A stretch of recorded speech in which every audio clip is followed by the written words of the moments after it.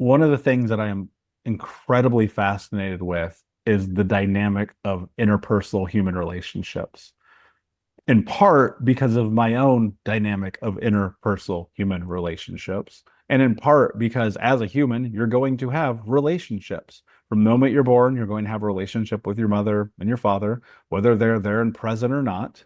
You're going to have relationships with your family members and the people around you. And until the day you die, you're going to have a relationship, not only with yourself, but with others. And as I think about relationships, I also think about how deeply ingrained and embedded we are into the relationships we have with our own mothers. And one person who has had the wonderful gift of having this conversation about those relationships with hundreds and hundreds and hundreds of people, my friend Jackie. Welcome to the show, my friend. Thank you for being Hi, here. hi, Michael. It's so nice to be the flip side. Yeah. Me being the guest and you asking me some questions.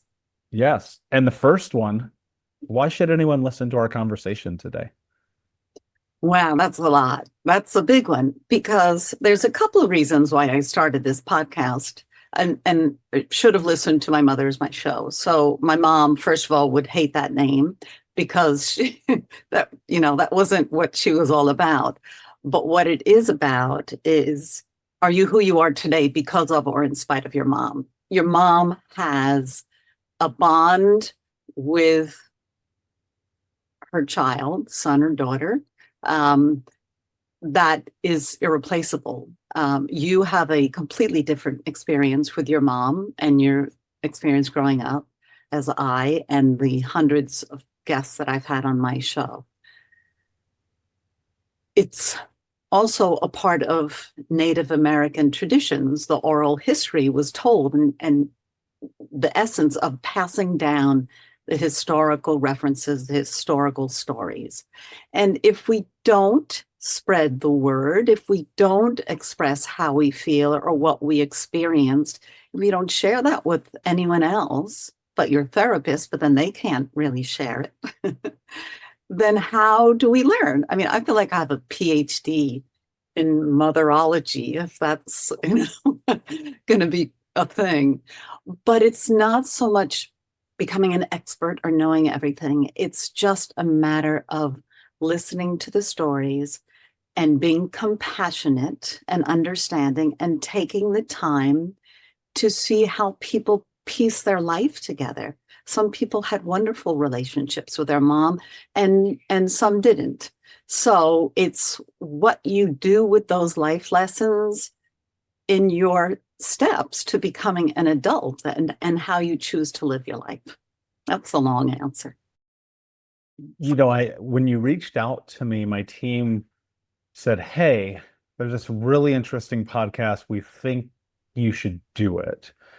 And my initial response when I read the title, and this is again like Mhm. looking at it right off the bat, opening up the Yeah. package and going, I don't think so.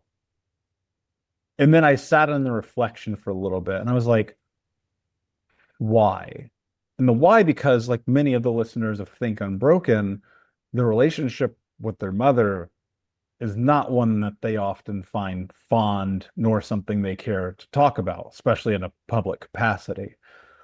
And as I sat and I thought about that in the context of my own journey, experience, and story, I also realized that because of the reconciliation I've had with my mother and the experiences that I had from the abuse dynamics, her cutting my finger off, all the things that many of the listeners of this show know, I realized that one of the things that we get to do is we get to give people permission to walk down their journey and perhaps reconcile or even find recompense for themselves and their experience with their mother. And that's what the thing is that you do. And I didn't recognize that from the title of the show. Obviously it's so much more complex than Yes.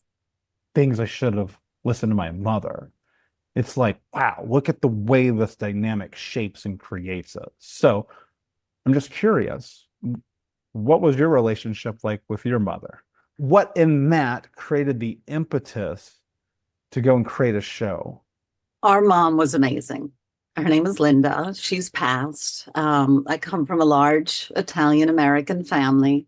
Not so much Italian American, more Mediterranean Italian, if that explains things a little differently. But she was very progressive. I mean, my dad was born in 1912, my mom in 1920. So they're kind of two generations ahead of many of my contemporaries. They lived in a different world. My dad was in World War II. They survived the Depression. They had a different life growing up. But when these two people that fell in love, different backgrounds, different experiences, but were so connected and on the same page spiritually, philosophically, ethically, family was the most important thing. So that said, my family we grew up in the Northeast, basically New York State, Long Island, Brooklyn. The 4 older kids were born in Brooklyn, New York. Then my father got a job overseas in Spain. He was a civil engineer, and he was doing a big job for the Navy. There, the 3 younger children, of which I'm one of them, because I'm the youngest of the 3, we were born either in Gibraltar or Spain. So we had 5 years, my family had 5 years of living in Europe. Both of my parents were Italian, so they had parents and grandparents that had lived in Italy and then came to the United States. But here we were in the 60s, late 50s, 60s, living in Spain.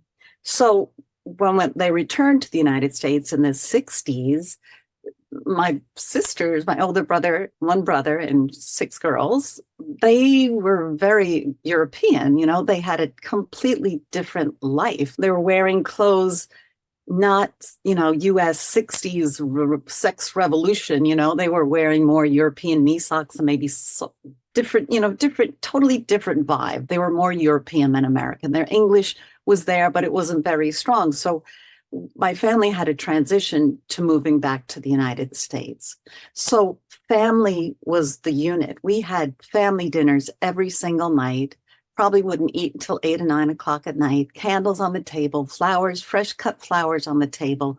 We all sat around a big, beautiful round dinner table. We all helped with the meal. We all cleaned up. We sat there with coffee and fresh cut fruit and discussed politics or what was going on in the world. So it kind of was like it was a movie almost. We were very much not American. We were more European. We were tight-knit. We didn't get to go out all the time as kids, all that typical stuff. They didn't ground us, but they just said, no, you can't go out. So spiritually, religion-wise, ethically, all of that, it was family first and foremost. So that gave us this strength and this glue and this bond. And we are all, 7 of us are still very, very, we talk a couple of times a day, pretty much all of us. So it's very unusual. My mom, she had worked before she got married, and then she never went back to work after she got married. And then she started the family. But she was brilliant. She was an artist. She would sit and read the New York Times kind of on the floor and spread the whole thing out. She would stay up all night long and design clothing for us. She used to take classes for designing her own patterns.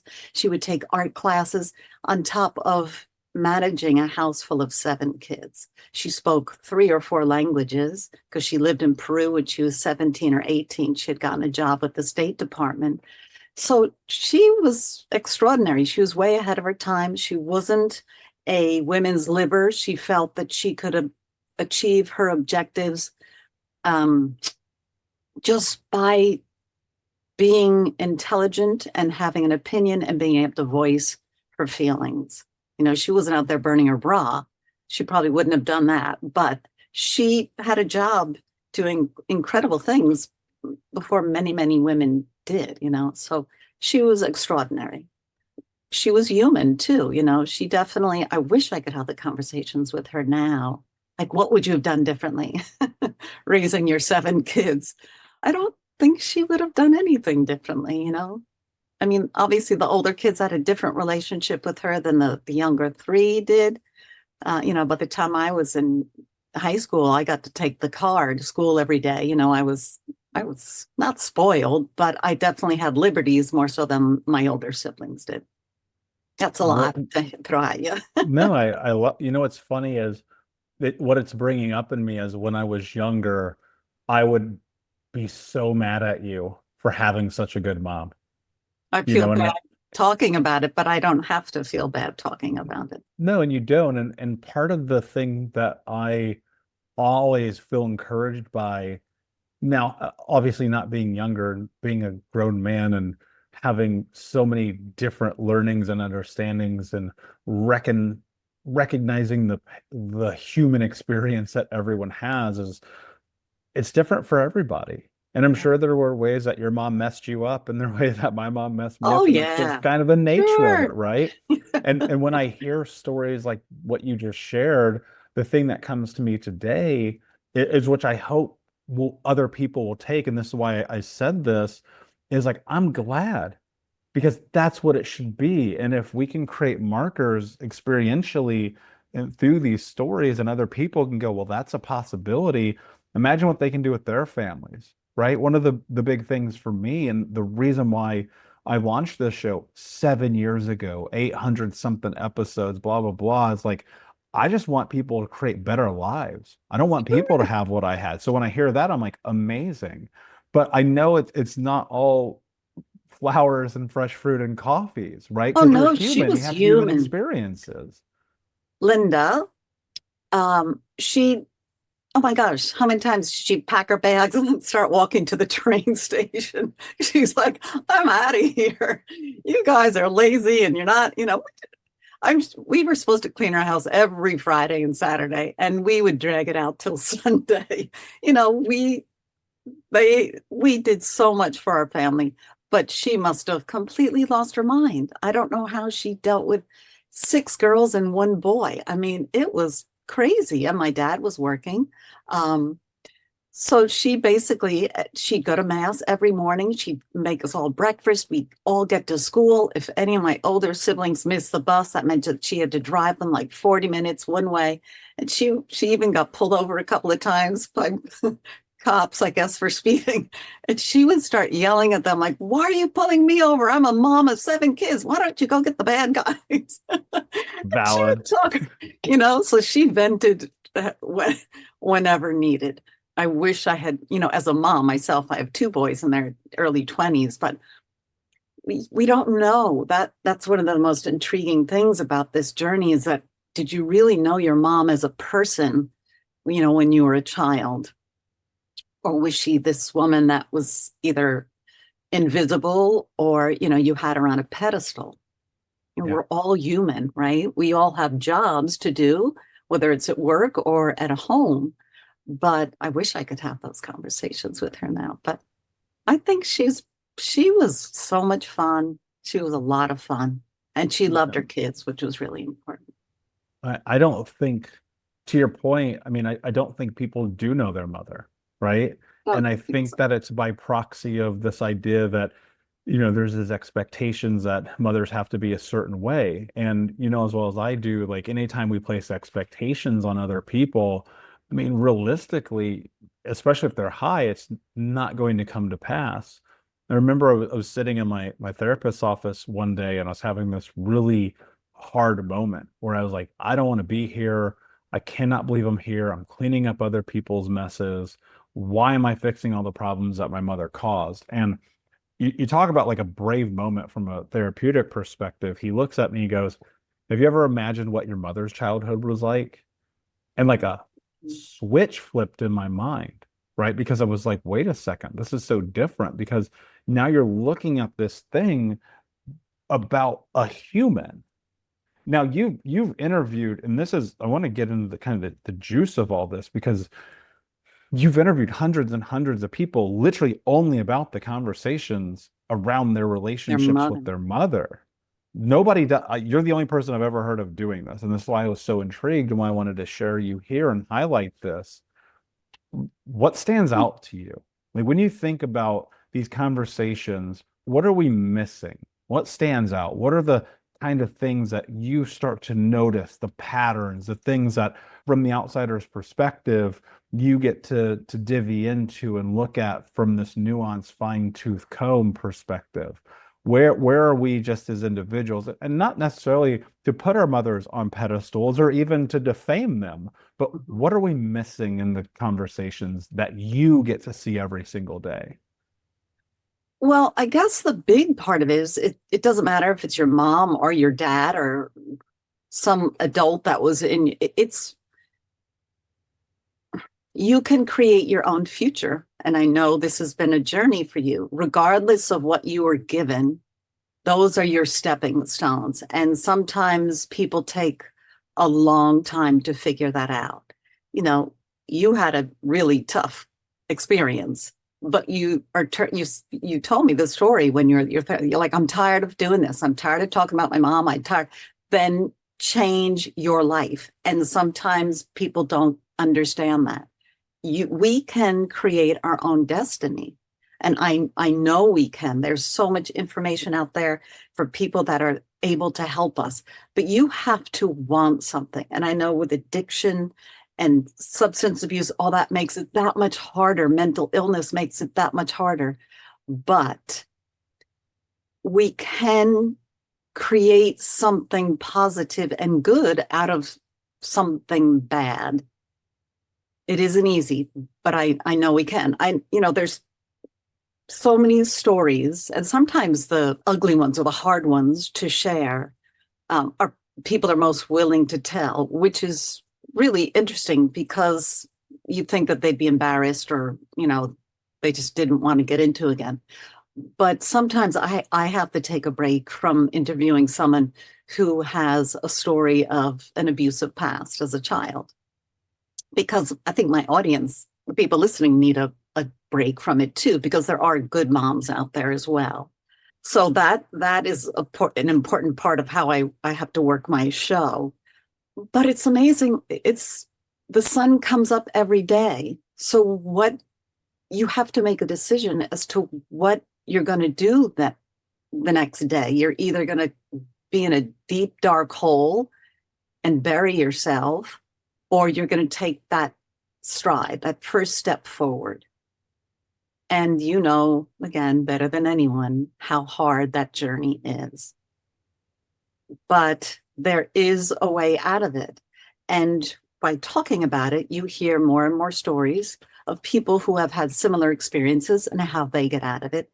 You meet people who have had really great experiences growing up with their mom or a female role model, because that's also really important if your mom isn't available, right? A female role model.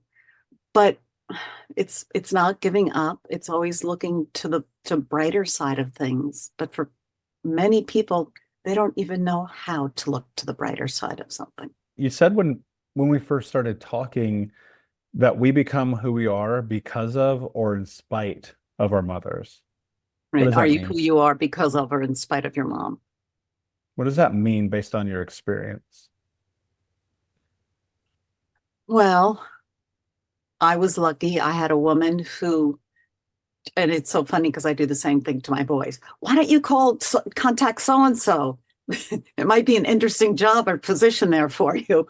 Or I read this book. I think this would be really good for you. She was constantly ripping out articles from the New York Times or a newspaper and sending them to this. Oh, I thought you'd like this, whether it was nutrition or health, nutrition, health, art, anything job related. She was always encouraging us. It's as though maybe it was something that she had wished she had pursued. I don't know. But she was always thinking of her kids, saying, I think this might interest you. And there's another story I could tell about something that she did for me, which is really funny, but I want to finish this thought. So are you who you are today because of or in spite of your mom? Okay, so did your mom have a wonderful effect on you, and she helped you keep that positive attitude, made you comfortable in your own skin, believe in yourself? Did she encourage you to move on, that you're working in the right direction? Well, whether it wasn't a straight trajectory to what you're interested in, because sometimes you have to go sideways, right, to achieve things. Or your mom destroyed you and you're still down on your luck. Yeah, and that's a hard place to be, right? Because Oh my gosh. there's there there's this weird space in which, and I'm sure you probably have done this too, because we all do, where we can step into the victim role.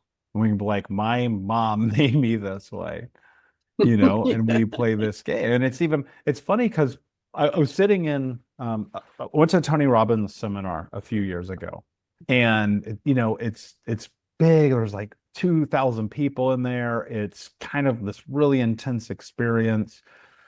And he said something that, like, as I'm taking notes, I just like pause myself in my tracks. And he says, you know, so many of you out here, and it was funny because he's actually speaking to mothers specifically, because he was doing this intervention, having this transformation moment with this person. The person was talking about how their mom had like fucked their life up. And he says, you know, it's really funny. You blame your mom for all of your problems, but none of your gifts. And I was blown away by that because that was just this really interesting thought of, wait, if you're going to blame them for the bad, you have to blame them for the good as well. I think that sometimes we do ourselves a disservice of like looking at the positive elements. One of the things that you really kind of brought out of me in that moment where you were interviewing me was, I was like, yeah, there were some really beautiful things that I got from my mother. Like, and I won't ever deny that.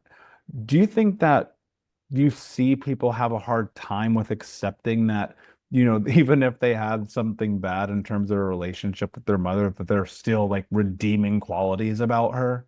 Those are gifts. Those are to be looked at as gifts. And Wayne Dyer, his father was a major alcoholic and treated him horribly. And he looked at his relationship with his dad for inspiring him to do everything, anything and everything to prove his dad wrong, or not out of resentment, but he used the animosity and the hatred to launch himself forward into the antithesis of what he had grown up with. My husband's dad was really, really tough on him, treated, of four kids, he has three sisters, treated my husband way differently than he did the daughters, right? So he used that example as how not to be a father. He used his own dad as an example of how not to be a dad when it was in relation to our two sons. So that and we talk about it all the time, that's a huge gift.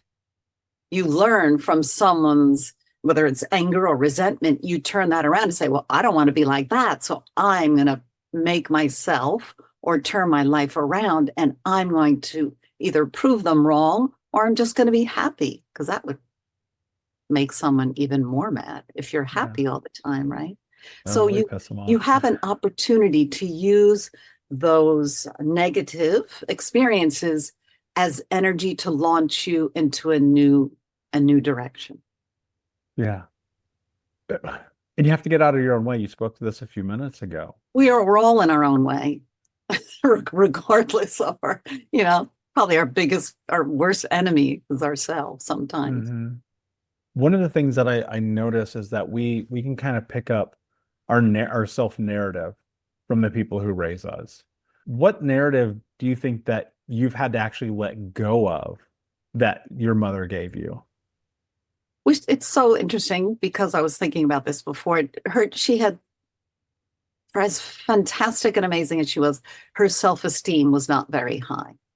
She didn't consider herself amazing and incredible and smart and all those things. She knew that she probably was, right? But she never took time for herself because she always had the whole brood to take care of. So that may be a part of it. But that self-confidence thing, I'm sure myself and my siblings, we have that as well, which is pretty funny. Mm. um, because it was so not true. Of all things, this woman, she was such a dynamite. She wasn't afraid to voice her opinion. We grew up Catholic, and yet she would go into confession, and we'd be sitting in the church. She'd be in there for 45 minutes having a theological discussion with the priest because she did not agree with his interpretation. She was so passionate about her faith, but she did not agree with the rigid perspective of the Catholic Church. And she stood up for that regularly. So it helped Mm. us with our spirituality to have that different perspective. We used to go to Mass with her. She would go every morning. And during the summer, we would be out near the beach. And there was a Girl Scout camp that had this beautiful outdoor chapel. And it was an 8 o'clock Mass. The morning fog, the dew would still be there, and the birds would be flying in and out of this chapel because it was just a roof. It was no walls. And there was so much spiritual presence there. I didn't need this fancy church with the marble and the gold. And it was just God was present. Whatever spirit you believe in, it was there. And that's one of the biggest gifts that she gave us. And yeah, I wish that she believed in herself more. That's interesting. Yeah, because we're watching, right? As children, I mean, like we're watching everything our parents do, Yeah. and we can choose to model that or not. And finding self-esteem, right? If you go look at this journey of life that we're on, it's one of the arguably the most difficult things we do is that thing about believing in yourself, right? You Yeah. talk about Oh that. boy. But those dynamics from the past, they play a role. Like I want to talk about, and again, because I'm looking at you from this scope of you're an expert of knowing people's relationships with their mothers because you have the hours put in, right? I'm always I like, got some hours. who's done their 10,000, right? Who's an expert? You've listened to hundreds and hundreds and hundreds of people. And so you understand the dynamics probably better even than I would argue most psychologists and therapists, right? And in a sense, in some ways, you probably are a little bit of both of those things. I want to explore some dynamics here for a moment and ask you some very pointed questions. Now, Okay. obviously, because of your background in creating this show, you might be a little bit biased, and I might be a little bit biased too, and that's okay. The one thing I want to get here to is just truth. Like, what do you actually see? And so, how do you think, this is so apropos to what we were just talking about, how do you think that our relationship with our mothers shape our confidence, our self-worth, and our identity? And what have you seen as the commonalities between the people who you've talked to? I think everyone is affected by their relationship with their mom. Even I see it in the siblings, some of my siblings in my family. Everyone had different relationships with my mom, some great, some not so great, and some unable to let go of the blame that they think that my mom, exposed them to, whatever. I think everyone, it's a sponge. We're like a sponge, right? If you want to absorb all of your mom and take it with you, the good and the bad, you have to eventually weed out what you think works for you. Again, our moms, female role models, are not goddesses. Some people think they are, and we often have them on the pedestal. We rely on them for everything. Oh my gosh, these poor women are just, it's intense what we put on our moms. So it's like a mixing bowl, right? The good and the bad, everything is in there. And you take out what is useful, what's helpful to you. Again, they didn't have a PhD in motherhood. They didn't have all the tools, especially way back, 20, 30, 40 years ago. They didn't even speak English. There's so many parents today that the parents don't speak English and the children become the translator at a very young age. But the responsibility of a mom is huge. I think for the most part, moms try to do their best. And this is what a phrase used to really make me mad when I first started interviewing people. She did the best she could with what she had. And I was like, they abused you, they abandoned you, they neglected you, you name it, the list can go on and on and on. And you're telling me that you've accepted that she did the best she could with what she had? I was like, they put you on a train at 4 years old across the country to go have you spend time with an aunt because she couldn't deal with you. And it took me a really long time to accept that phrase. And I think that don't correct me if I'm wrong, but I think you use that phrase as well. Did you about your mom, or maybe not? I had made a post that went awfully viral a few years ago Yeah. because I was saying in agreement with what you just said, said, I don't know that your parents did do the best that they could. They And I didn't know think what they were doing, half and of I, them. yeah, and I always felt like it was kind of a cop out to create this space of permission giving for people who maybe didn't really show up. And I get it. And that's a really hard thing because I look at my own life and I go, am I doing the best that I can? Am I leveraging all my tools and opportunities? My touch is a Yes, favor. Am I doing the things? And a lot of time, even with all the things happening in my life and all the amazing stuff I'm doing, a lot of time the answer is no. I'm like, I no, I'm totally not. get that. Right. And so like that went a little bit viral. But what like in that space, I think it's one of those things where it's almost a societal norm. It's like a colloquialism. Like we just say it and we don't really put the thought or meaning behind it. But I think that actually parlays into the next question I wanted to ask you, because I think it's very fitting for those that you've talked to and you've seen them have such difficult and traumatic relationships with their mothers. What have you learned about the path to healing? I think it's interesting. Some have used the arts to heal or music to heal, whether that's the trade that they went into, because it's known to help people emotionally and psychologically, art therapy and music therapy and all that kind of stuff.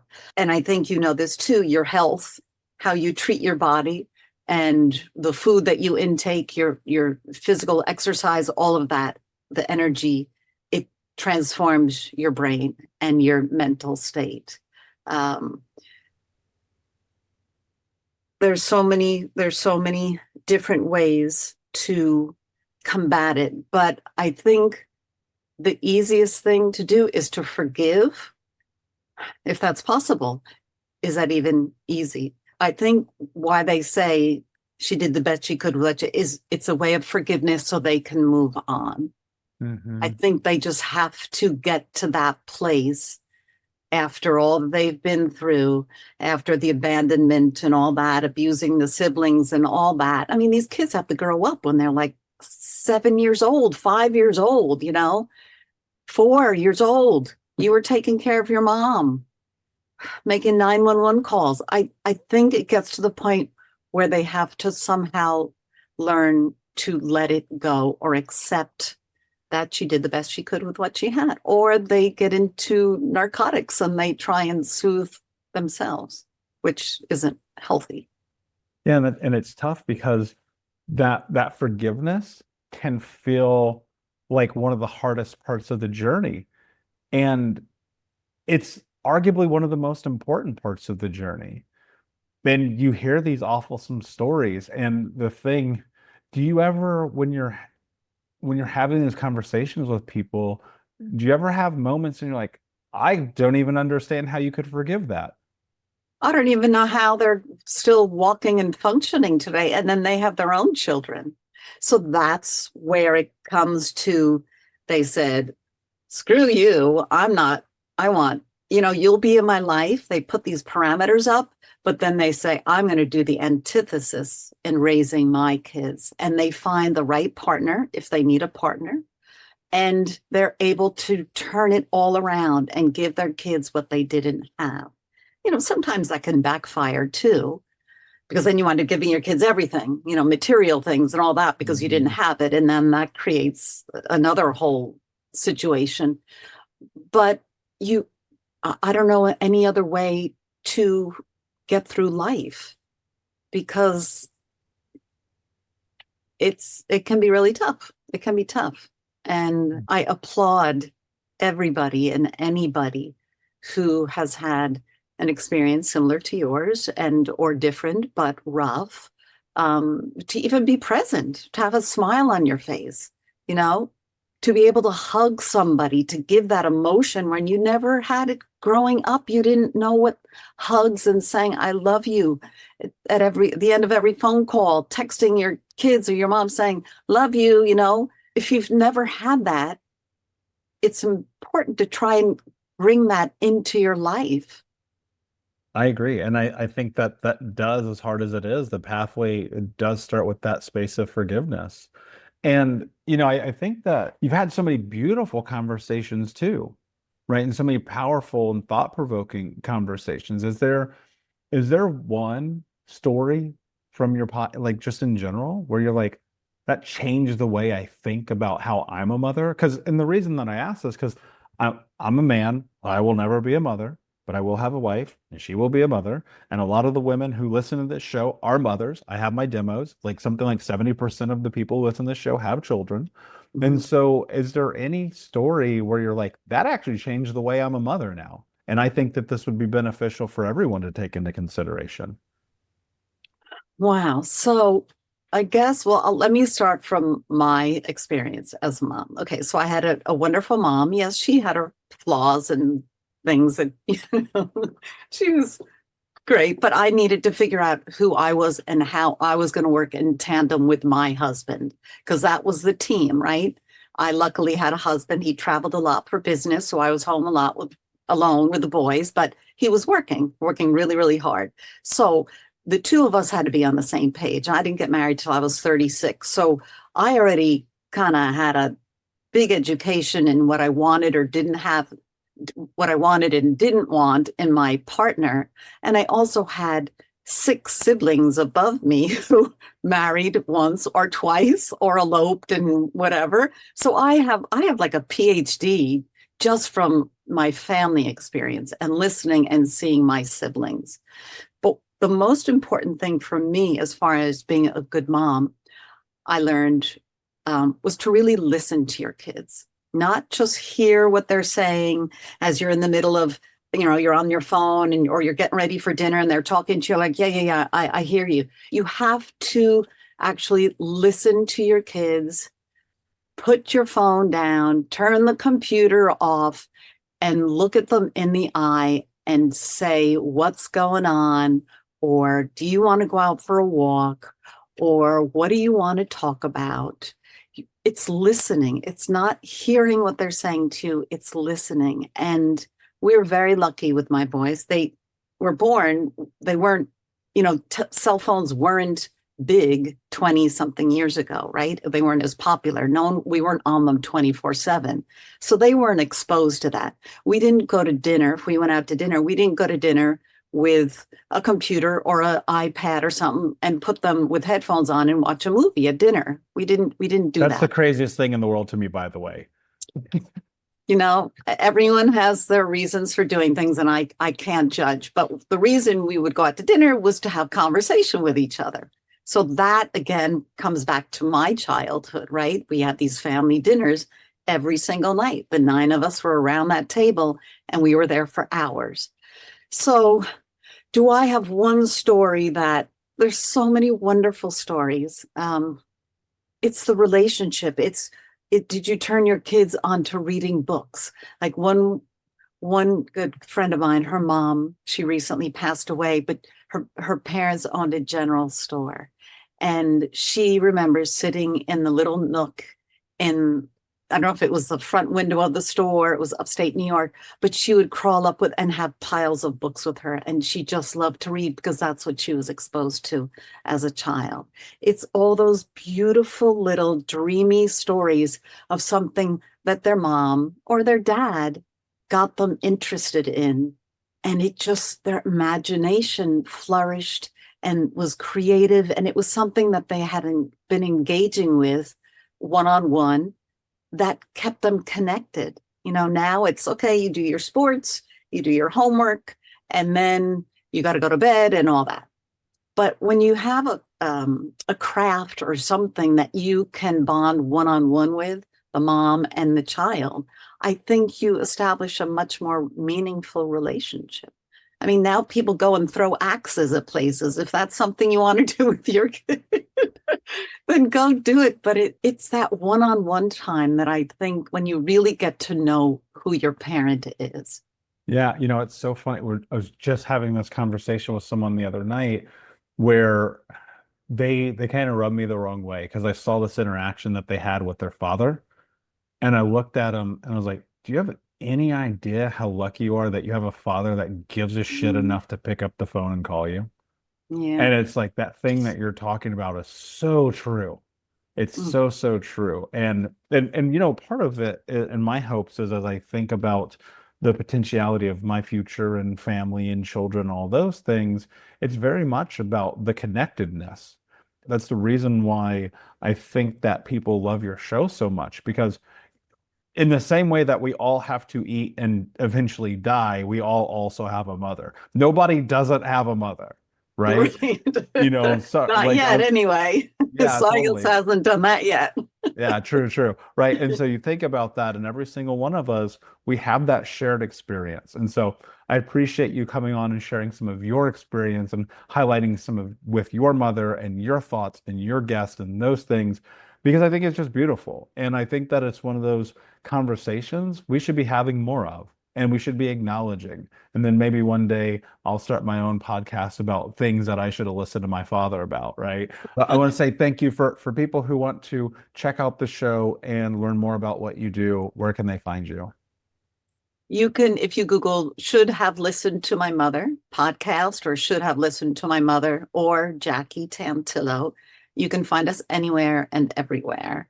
All social media platforms. After I worked in radio for the last 40 years or so and doing voiceovers and things. So it's really kind of fun to be doing this long format conversations again. And that's what I love about it. But yeah, you can find us should have listened to my mother or Jackie Tantillo. Brilliant. And guys, remember, go to thinkunbrokenpodcast.com for that and more in the show notes. My last question, my friend, what does it mean to you to be unbroken? It means to be whole and sound. If I can be grounded and take the time to love myself, that's something else my mom, that was, I wish she had loved herself more. If I can take the time to really love myself and give myself equal time as much as I give to others, I think I'm in the right direction of being unbroken. Love that. Thank you so much for being here, Unbroken Nation, my friends. Thank you all for listening. Please share this with someone in your life, maybe even your mother, if it brought you any value today. Take care of yourselves, take care of each Thank you other, so and much. until Thank next you. time, be unbroken. I'll see you guys.